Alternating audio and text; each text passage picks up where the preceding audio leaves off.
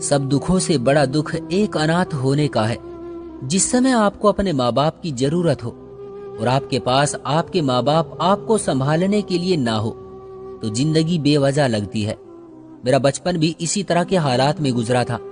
जब जवान हुई तो बुआ जी ने जान छुड़ाने के लिए मेरी शादी कर दी और फिर कभी पलटकर मेरे हाल ना पूछे। लेकिन शादी के बाद भी मुझे सुकून नसीब ना हुआ और बुआ ने फिर जुल्म की आखिरी हद पार करते हुए मुझे घर से निकाल दिया। फिर एक दिन एक आदमी मेरा पीछा कर रहा था, जिसका चेहरा एक दिन मेरे सामने आया तो मैं हैरान ही रह गई। आइए सुनिए मेरी कहानी, मेरी जुबानी। मैं अपने माँ बाप की वो औलाद थी जिसकी किस्मत में अपने माँ बाप की मोहब्बत ही नहीं थी। मैं बहुत छोटी थी जब मेरे माँ बाप मुझे छोड़कर चले गए। हम 3 बहन भाई थे, मैं सबसे छोटी थी। इतनी छोटी थी कि अपना ध्यान भी खुद से नहीं रख सकती थी। इसलिए मुझे मेरे पापा की बहन यानी मेरी बुआ अपने साथ ले गई। वो मुझे पालने के लिए लेकर गई थी। वो सबको कहती थी कि वो मुझे बहुत अच्छे हालात में रख रही है, पर कोई ये नहीं जानता था कि मैं वहां कैसे रहती थी। जैसे जैसे मैं बड़ी होती गई मुझ पर मेरी बुआ ने पूरे घर की जिम्मेदारी डाल दी। मैं पूरा दिन काम में लगी रहती थी। मेरी बुआ के बच्चे जिस उम्र में स्कूल जाते और मौज मस्ती करते थे, मैं उस उम्र में किचन और पूरे घर को संभाल रही थी। मुझे हर वक्त वहां ये सुनने को मिलता था कि मैं एक मनहूस हूं जिसने पैदा होते ही अपने माँ बाप को खा लिया।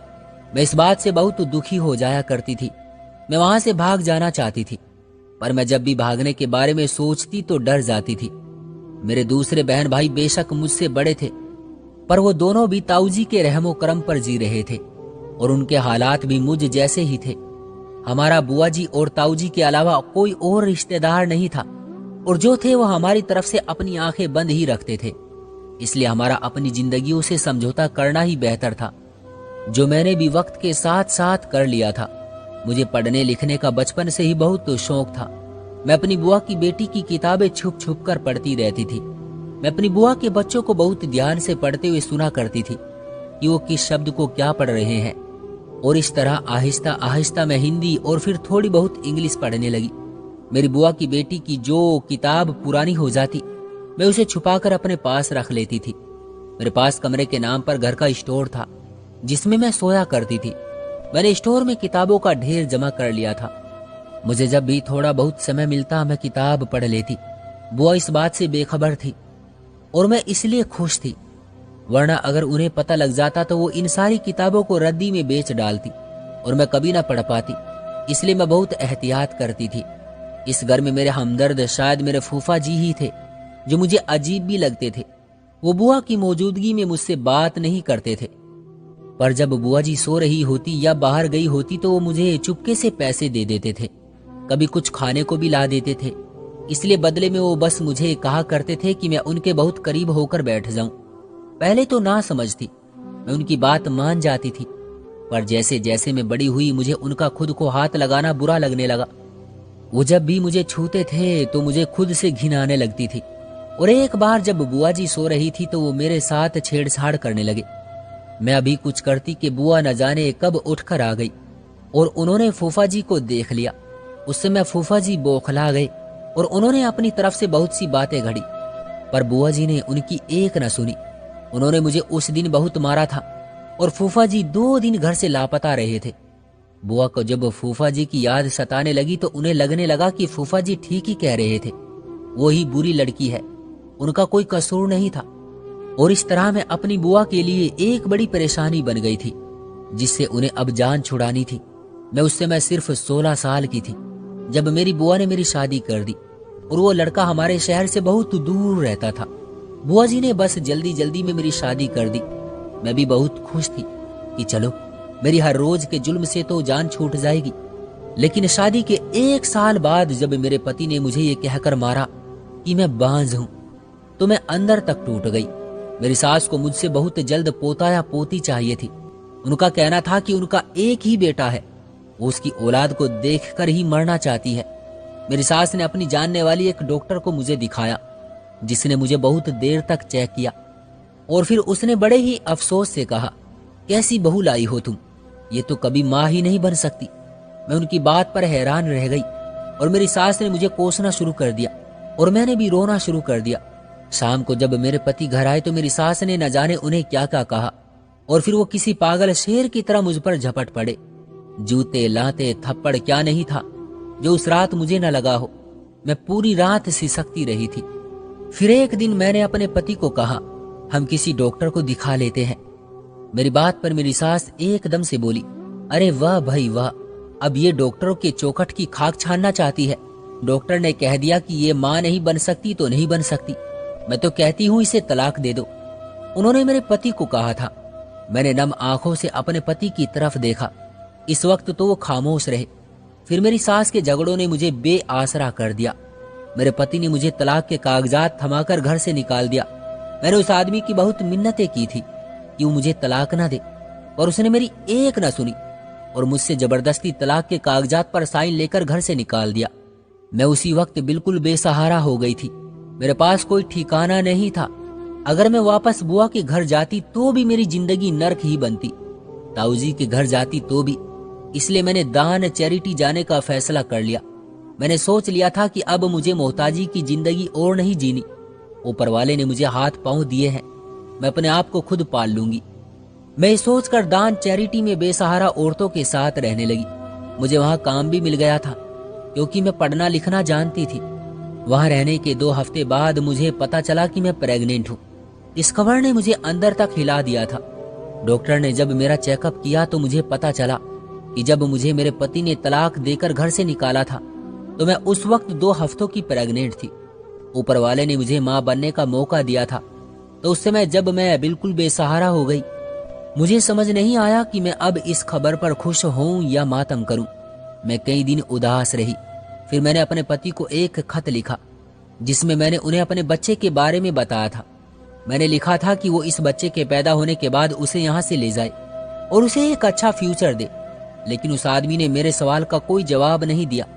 मैं एक बार फिर जैसे बहुत बेबस हो गई थी। मैं अक्सर डर जाती थी कि अगर ऊपर वाले ने मुझे बेटी दे दी तो मैं क्या करूंगी, और अगर उसका नसीब भी मुझ जैसा हुआ तो मैं ये सोचकर अंदर तक हिल जाती थी। पर ये सब कुछ सिर्फ कुछ ही दिन रहा। फिर मैंने सोच लिया कि बेटा हो या बेटी, मैं उसे खुद अच्छा फ्यूचर दूंगी। मैंने दिन रात काम करना शुरू कर दिया। मैंने कपड़े की फैक्ट्री में भी जाना शुरू कर दिया। मैं तब तक दान चैरिटी में रही। फिर मैंने अपने बच्चे को भी जन्म दे दिया। मुझे जब नर्स ने बताया कि बेटा पैदा हुआ है तो मेरे दिल को कुछ सुकून मिला। मैं जैसे ही ठीक हुई तो मैं उसे वहां से लेकर चली गई, क्योंकि मैं नहीं चाहती थी कि मेरा बच्चा किसी दान चैरिटी में होश संभाले। इसलिए मैंने वहां से कुछ दूर एक कमरे का मकान किराए पर ले लिया और वहां रहने लगी। मैं दान चैरिटी अक्सर जाया करती थी। फैक्ट्री में दिल लगाकर काम करने से मुझे सैलरी अच्छी मिलने लगी थी। मुझे लगने लगा था कि जैसे अब मेरे अच्छे दिन आ गए हैं। वक्त पर लगाकर उड़ता रहा। मैं अपने 5 साल के बेटे के साथ खुश थी। लेकिन जब मुझे इस बात का पता चला कि मुझे घूर घूर कर देखने वाला एक आदमी है जो मेरा अपना पति है, तो मैं हैरान ही रह गई। फिर मैं तुरंत वहां से भागकर घर आ गई थी और मैंने दरवाजा बंद करके उससे कमर लगा ली थी। वो बाहर खड़ा मेरा दरवाजा पीट रहा था। वो मुझसे बात करना चाहता था, पर मैं जानती थी कि वो क्या बात करना चाहता था। वो मुझसे अब मेरा बच्चा छीनने आया था। मैंने उस दिन तो दरवाजा नहीं खोला, पर अब वो हर दिन मेरे घर के बाहर आ जाता था। मेरी मिन्नतें करता कि बस एक बार मैं उसकी बात सुन लूं, पर मुझ में हिम्मत नहीं हो रही थी कि मैं उसकी कोई बात भी सुन सकूं। लेकिन एक दिन मुझे हिम्मत करके उसकी बात सुननी पड़ी। वो आदमी मेरे घर में जैसे ही अंदर आया तो उसने मेरे बेटे को सीने से लगा लिया और फूट फूट कर रोने लगा। मैं उसे हैरत से देख रही थी। वो कुछ पलों बाद मेरे बेटे से जुदा होकर मेरी तरफ आया और मेरे सामने हाथ जोड़कर बोला, मुझे माफ कर दो, मैं तुम्हारा गुनहगार हूं। मैंने और मेरी माँ ने तुम्हारे साथ बहुत बुरा किया। तुम्हें हमने घर से निकाल दिया था और मैं तुम्हारे खत मिलने और पढ़ने के बावजूद भी ना आया कि मैं बाप बनने वाला हूं, तो ऊपर वाले ने मुझे बहुत बड़ी सजा दी। मैंने तुम्हारे बाद जिस लड़की से शादी की वो कभी माँ नहीं बन सकती। मैं उसे शादी के बाद से हर डॉक्टर को दिखा चुका हूं, पर किसी को कुछ समझ नहीं आ रहा।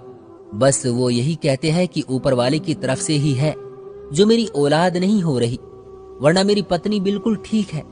मैं उस दिन ही समझ गया था कि ऊपर वाला मुझे मेरे किए की सजा दे रहा है। मैं अब तुमसे माफी मांगना चाहता हूँ और तुम्हारे साथ शादी करना चाहता हूँ। मुझे मेरी औलाद वापस दे दो। मैं अपनी पत्नी को भी छोड़ दूंगा। बस तुम मुझे माफ करके अपना लो।